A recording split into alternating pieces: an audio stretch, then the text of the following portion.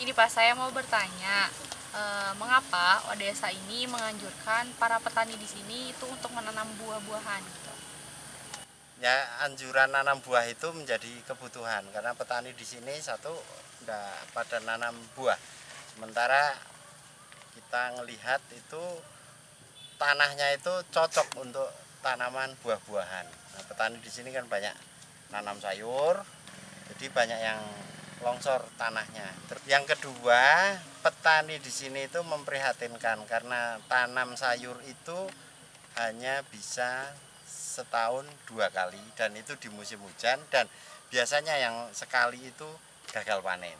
Nah, itu temuan-temuan kita. Nah, saya berpikir waktu itu ya, gagal panen itu kan satu item.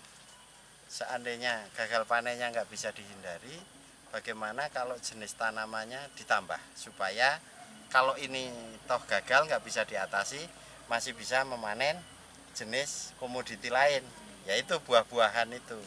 Yang kedua, kalau dengan bibit pohon itu efektif untuk pekerjaan petani karena petani tidak perlu memodali ulang terus, karena yang saya lihat kalau sayuran itu terus harus ada modal ulang terus dan dalam waktu yang pendek. Kalau pohon buah besar seperti itu, walaupun problemnya adalah lama panen, bisa 3, 4, 5, atau 6 tahun, tapi nanti pas panen itu dia akan berkelanjutan dan itu lebih makmur. Intinya sih kalau pertanian itu tidak bisa hanya buah saja, walaupun kita nganjurin buah, tapi juga kita mendorong pertanian sayuran juga kok yang lain. Misal sayur di tani pekarangan, kita juga dorong itu. Jadi tanaman buah itu untuk kawasan Bandung Utara yang berbukit-bukit seperti ini itu difungsikan untuk banyak hal, terutama gizi ya, karena orang di sini kan jarang makan buah, ya paling pisang. Nah, pisang pun terbatas juga, bosan juga. Karena itu kalau gerakin masyarakat, kamu itu harus jeli kebutuhan dasar masyarakat itu apa, termasuk kebutuhan dasar alam, yaitu tanah itu. Tanah itu butuh pepohonan yang pendek, ya seperti ini ubi-ubian. Kita anjurkan juga nanamkan. Banyak membawakan bibit ubi-ubi jalar, juga termasuk bibit talas, seperti itu. Yang tanaman menengah yang seperti labu apa itu juga kita anjurkan juga. Nah, yang menengah jeruk, buah-buahan ada. Terus yang tinggi juga, nah ini seperti ini. Ini kan proses-proses kita dulu, bekas tanaman kayu ditebangi. Nah, terus kita kenal sama petani bareng-bareng. Ternyata petani juga setelah kita kasih contoh itu banyak yang niru. Ini bukan yang dimodali Odesa, tapi ini ketularan gagasan Odesa. Nah, Pak Sarif minta tambahan buah-buahan karena apa? Sudah merasakan hasilnya. Ini kalau panen khas bergelantungan di sini banyak. Ini sudah beberapa kali panen pohon ini dan ratusan kan jumlahnya. Sekarang kan jadi sejuk kan yang ini. Nah, kebun ini aja. Nah, ini luasnya puluhan ribu hektar, kalau nggak ada buah-buahan rugi kita sebenarnya. Ini Pak, kan katanya petani itu susah mengubah pola pikirnya gitu. Tapi kok kenapa Odesa bisa bekerja sama dengan petani gitu? Nah, kalau ngubah pola pikir itu sebenarnya yang penting pendekatan. Di dalam pendekatan ada yang namanya interaksi. Interaksi itu kompleks ya, bukan hanya komunikasi. Ya salah satunya komunikasi. Jadi pertanyaan pertama kan kita ajukan kepada petani kalau kita, Bapak menanam apa? Mengapa menanam itu? Terus mengapa tidak jenis yang lain? Nah, itu sudah kita urai, kita proses.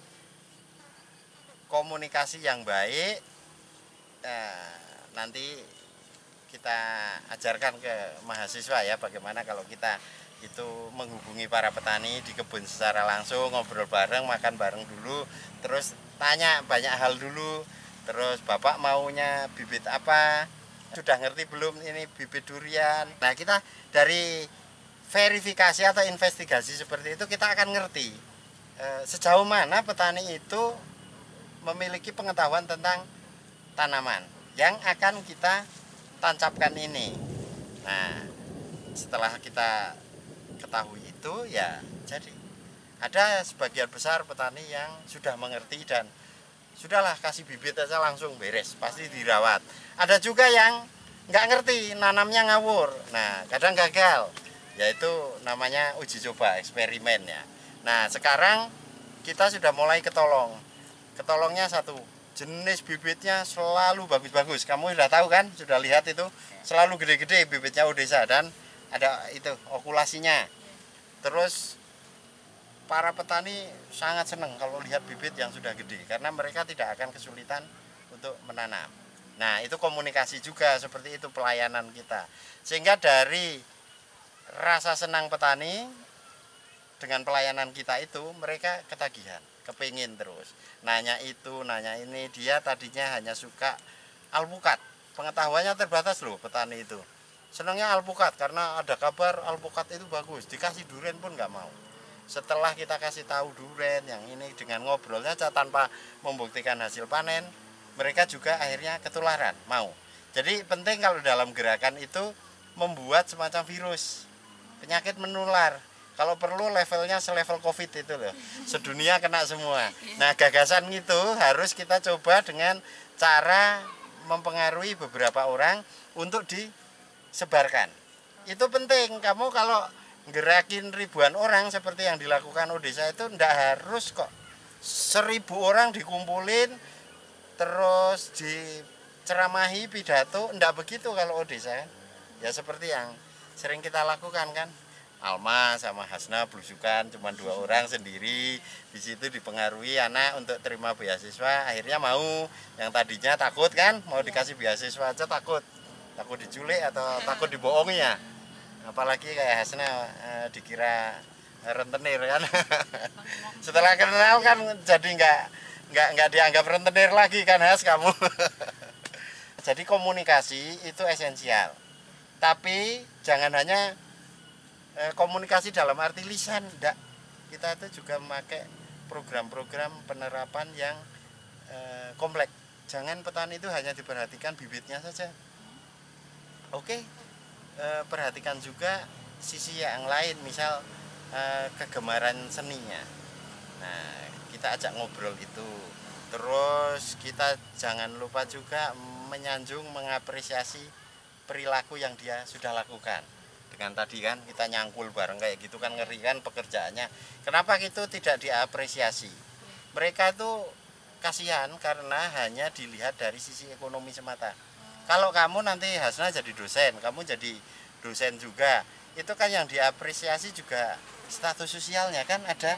Kenapa petani itu tidak diapresiasi status sosialnya? Bapak itu orang baik karena mau nanam. Karena kita butuh sekian juta pohon untuk selalu ditanam. Lah, kalau dosen mau berekologi, apa dosen perlu nyangkul sendiri? Malah repot kan? Tangan kamu lecet. Kalau dikerjakan petani sehari bisa 100, dikerjakan orang kota paling 10. Sama petani kalau mengerjakan pekerjaan orang kota juga repot. Nah, karena itu kita harus bermitra, berbagi. Disitulah harus pinter kita, ngerti sasaran objektif kita itu apa, kehidupannya, nalurinya bagaimana, terus yang seneng, yang disenengi apa. Karena penting seneng dan tidak seneng itu ya. Hidup itu kan urusannya seneng tidak seneng aja sebenarnya.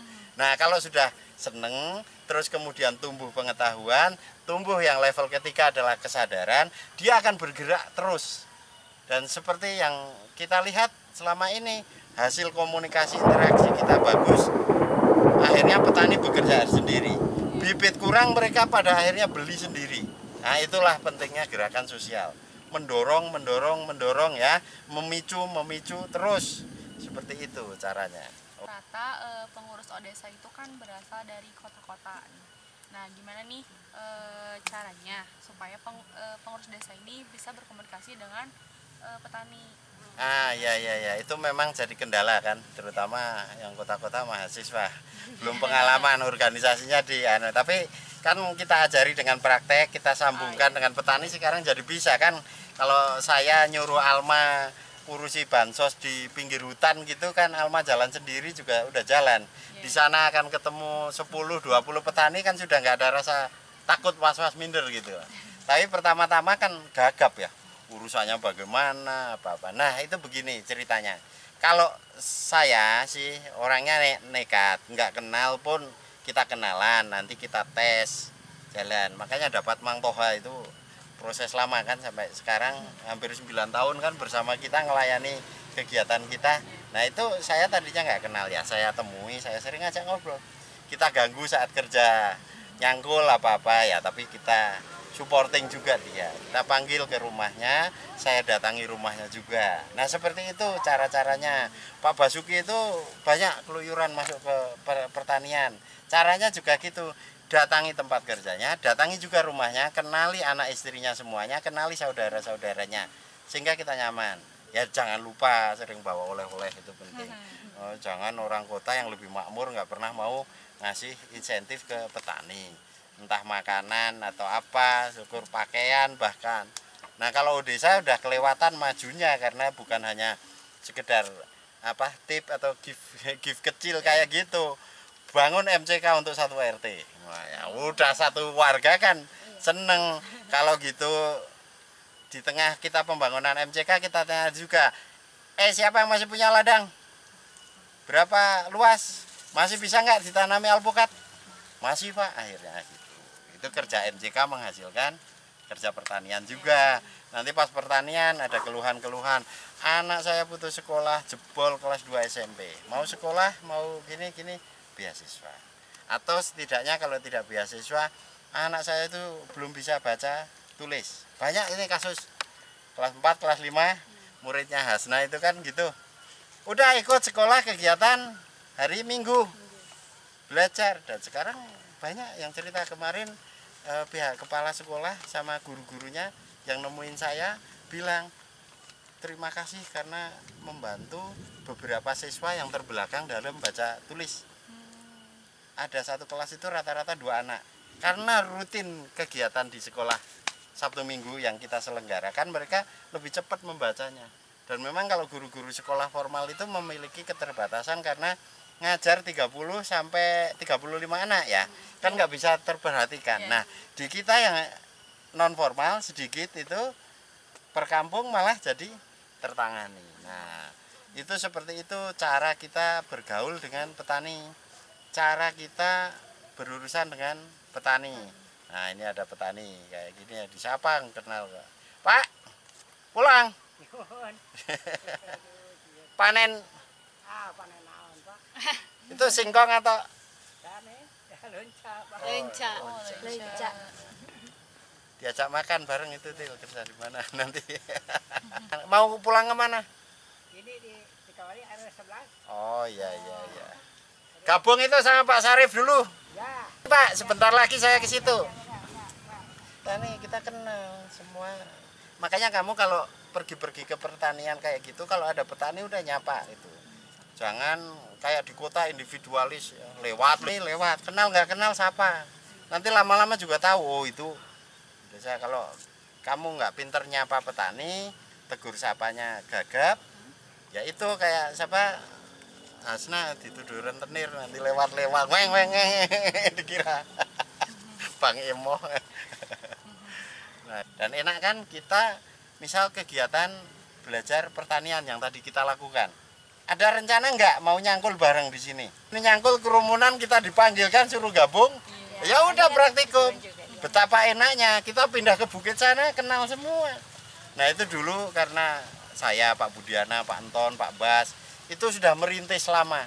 Karena ada 4.800 petani yang sudah kita jalin relasi. Tidak semua dari mereka sudah kita layani ya, karena 4.000 itu banyak ya. Iya, banyak. Nah tapi paling tidak kan dengan terusnya ada bibit kita bagi, terus ada kegiatan literasi sekolah Sabtu Minggu dan pembangunan sanitasi ya, itu kita jaringannya kita kuat sekali, ribuan. Oke, masih ada tanya lagi Hasna atau Ya, Pak, cukup Pak. Oke, cukup panjang. Oke. Sekarang kita makan. Siap Pak.